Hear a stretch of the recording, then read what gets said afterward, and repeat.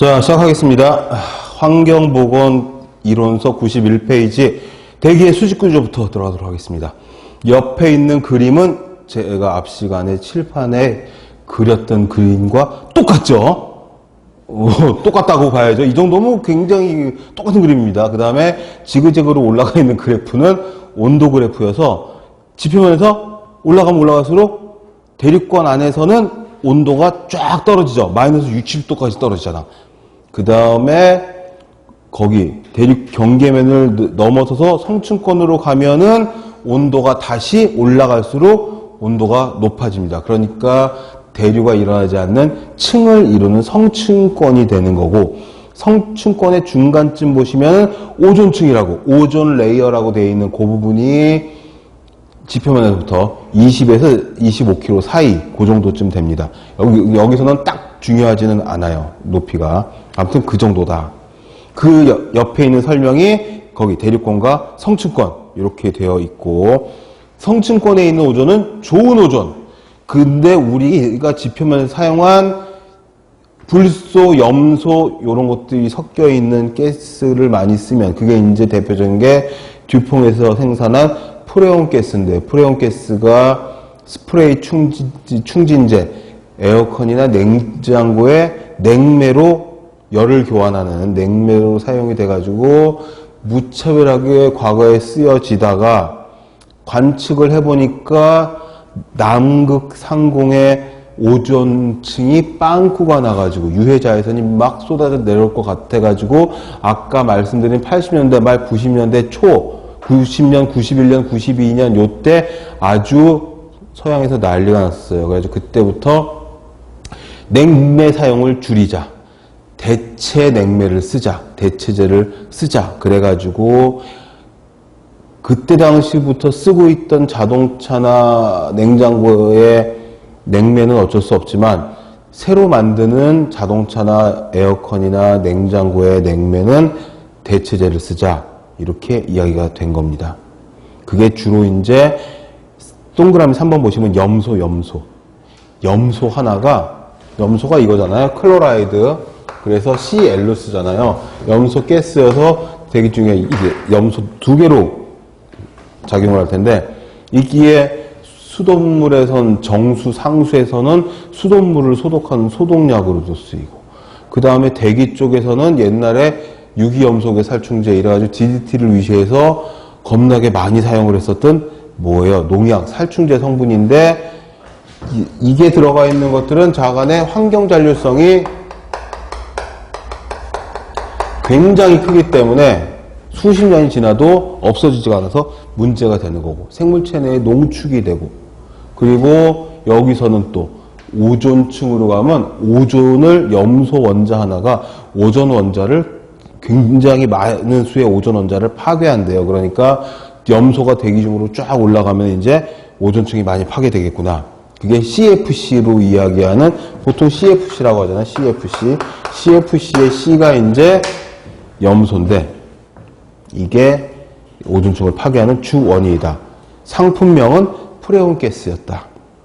중간권이 있고 열권이 있는데 여기는 그다지 중요하지가 않고, 대기 오염의 이동 요인은 바람은 수평 이동이고 대류는 수직 이동입니다. 그래서 바람과 대류가 동시에 일어나면 공기가 많이 희석이 잘 되겠죠. 그러면 공기에 자정작용이 된다. 이렇게 얘기를 하는 거고, 한 장 넘겨보시면 풍배도라고 되어 있는데, 이 풍배도는 영어로 윈드가 바람이잖아요. 윈드 로즈라 그래요. 로즈는 장미죠.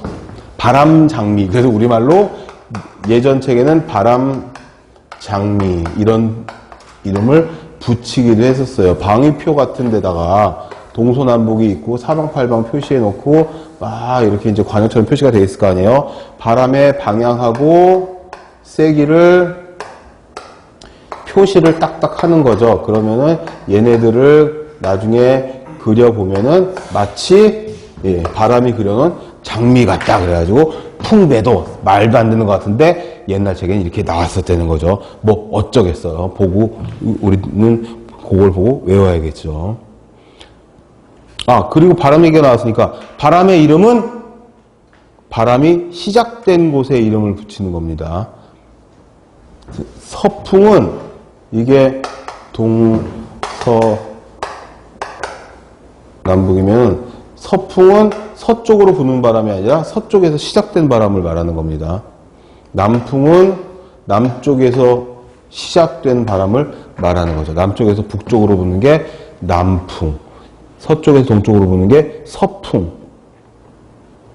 자, 그 다음에 이제 기온역전 나오죠. 기온역전은 아까 말씀드린 것처럼 어떤 정상적이지 못한 이유로 상층부에, 어디 상층부? 대륙권의 상층부의 공기가 따뜻해서 공기의 수직 이동인 대류가 일어나지 않는 것이다. 복사성, 침강성, 지형성, 전선성 여러 가지가 더 있어요. 더 있는데 가장 많이 이야기되는 게 동그라미 1번과 2번입니다. 그 중에서 제일 시험에 많이 나오는 게 1번이에요. 복사성, 접지성, 지표성. 그게 런던 스모그 있었죠. 지표 가까이에 발생되는 게 가장 큰 특징이에요.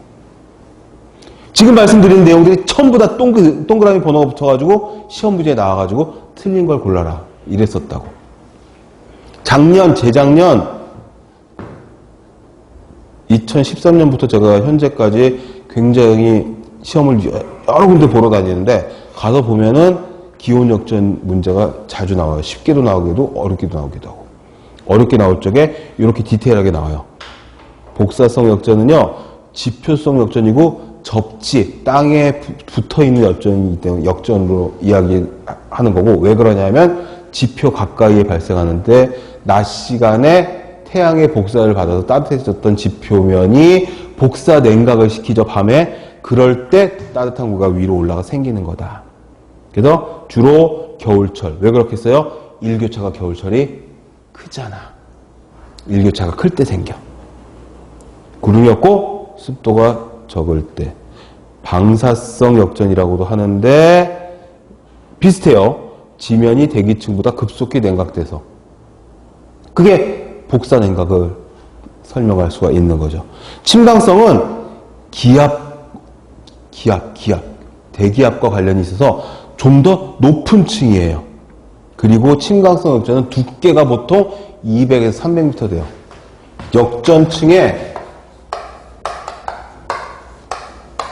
이것도 시험에 나왔었어서 써주세요. 역전층의 두께가 200에서 300m 정도 되는 게 거기 뭐야? 침강성 역전이다. 대표적인 건 LA 스모그다. 지형성 역전은 말 그대로 지표면의 지형 때문에, 전선성 역전은 한랭전선, 온란전선 때문에 생기는 것들 간단하게 봐두시고, 여러분들이 아주 디테일하게 한 글자 한 글자 다 보셔야 되는 건 주로 1번에 있는 복사성 역전. 그 다음에 침강성 역전. 침강성 역전은 대기가 고기압 상태에서 저기압 상태로 내려오게 되면 어떻게 되냐면 공기가 압축되거든요. 공기가 부피가 작아지게 압축되면 열이 발생해요. 그걸 단열 압축이라고 하는데, 그래서 상층부의 공기가 따뜻해질 수가 있는 거죠. 그러면 대류가 안 일어나겠지.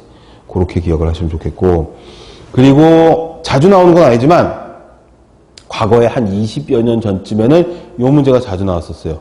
대기의 안정도와 플륨. 플륨은 뭐냐면 굴 쪽에서 나오는 연기. 그 형태. 이런 문제가 20년 전쯤에는 자주 나왔었는데 요즘엔 왜 안 나오겠어요? 굴뚝 잘 없잖아. 그렇지만 옛날 문제가 갑자기 툭툭 튀어나오는 경우들이 있으니까 우리가 뭐 고득점 하자고 이 공부를 하고 있겠어요? 그치? 거의 다 맞아가지고 합격하자고 하는 공부니까. 계속 말씀드리지만 난이도가 굉장히 시험마다 비슷하게 나와가지고 거의 85점